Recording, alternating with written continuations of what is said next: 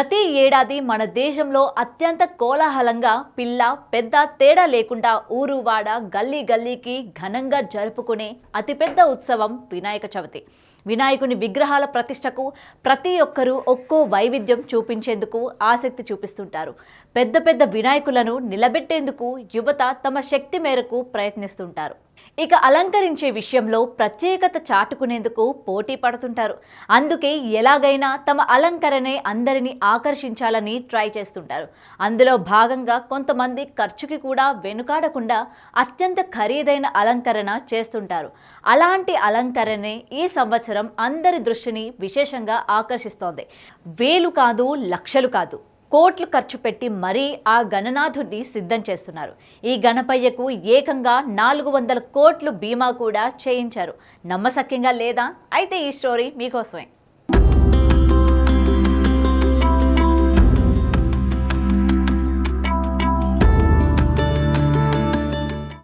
మన దేశ వాణిజ్య రాజధాని ముంబైలో చవితి రోజు పూజలందుకునేందుకు ఇండియాలోనే అత్యంత సంపన్నుడైన గణనాథుడు కొలువయ్యాడు.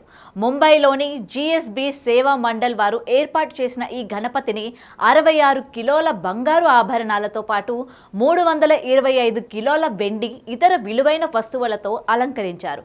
అత్యంత ఖరీదైన సుగంధ ద్రవ్యాలు కొనుగోలు చేశారు. ఈ నవరాత్రి ఉత్సవాల కోసం 400 కోట్ల బీమా కవరేజీ తీసుకున్నారు.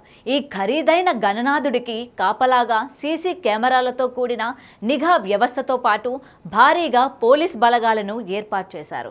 అయితే లాల్ బాగ్నార్ రాజా గణపతికి 20 కిలోల బంగారు కిరీటాన్ని ఇటీవలే పెళ్లి చేసుకున్న అనంత్ అంబానీ దంపతులు విరాళంగా ఇచ్చారు.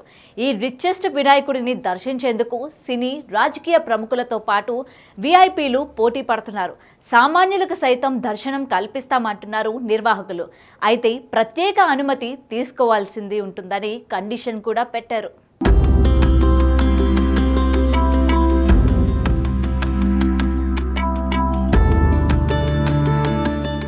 ఇంత స్పెషాలిటీ ఉన్న ఈ వినాయకుడిని దర్శించుకోవాలంటే మాత్రం ముంబై వెళ్లాల్సిందే. మరి ఈ వీడియోపై మీరేమంటారో కూడా కామెంట్ సెక్షన్లో తెలియజేయండి.